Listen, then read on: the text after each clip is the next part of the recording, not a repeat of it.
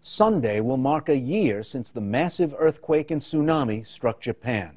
The pair of tragic events killed as many as 20,000 people and led to the partial meltdown of 3 nuclear reactors at the Fukushima plants.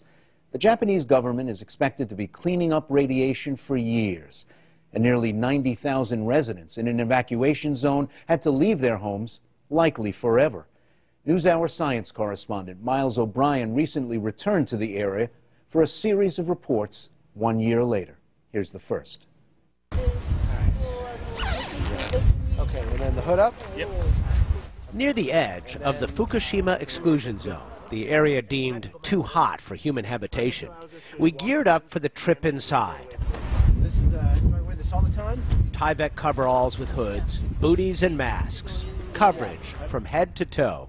I'm wearing this suit not to protect myself against gamma radiation, but to ensure that any contamination which I pick up while I'm inside the exclusion zone doesn't stay with me when I leave.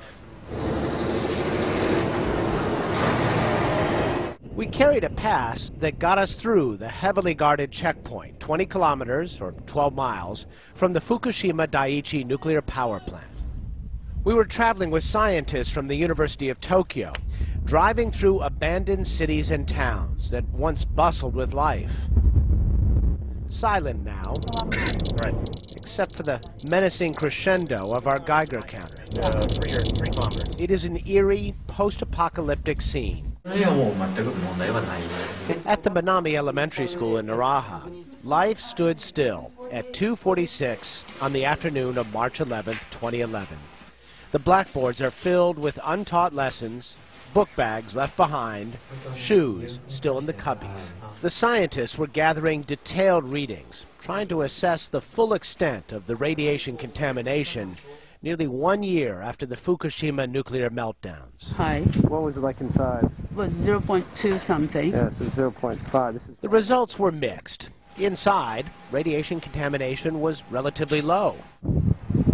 But out in the playground, too high for kids to play. If it's decontaminated, I think the school can open, said scientist Akira Sugiyama. We visited another school in the city of Namie, a private preschool. There were hot spots, to be sure, but overall the readings were relatively low. I asked the principal, Hitomi Uchimi, whether she wanted to come back. 正直言って戻りたいっていう気持ちと To be honest, I have mixed feelings, she told me. I want to be back, and at the same time, I think it's difficult.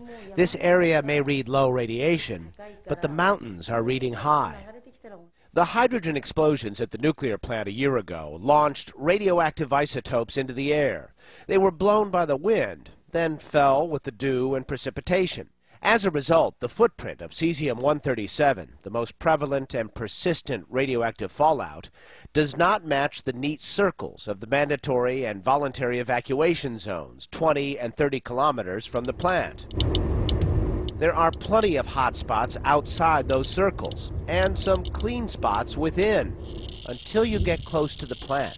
This is the town of Okuma. We're on Highway 6. We are about a kilometer from the Fukushima Daiichi plant, getting particularly high readings here, 34 microsieverts per hour.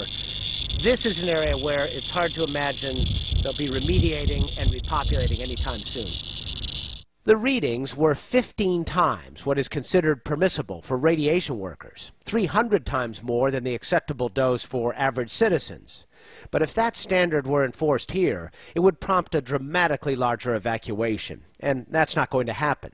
So the Japan government has said the standard for radiation workers, 20 millisieverts a year, will apply to everyone for now. More than 1 million residents are living in high radioactivity area now. Tatsuhiko Kodama is a physician, professor, and head of the Radioisotope Center at the University of Tokyo.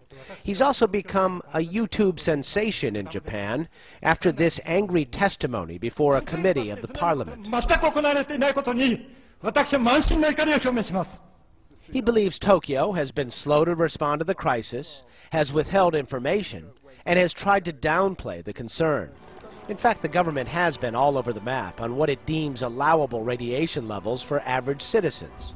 At one time saying 33 millisieverts a year would be okay at a school playground. They were saying higher levels than you would expect for a radiation worker for somebody in kindergarten. Yeah. So that was so crazy decision. So I cannot believe what the government is talking about. Given their history, they do not have to look far to get the most accurate scientific data on radiation exposure and its long-term effects on human beings. After all, the atomic age began here.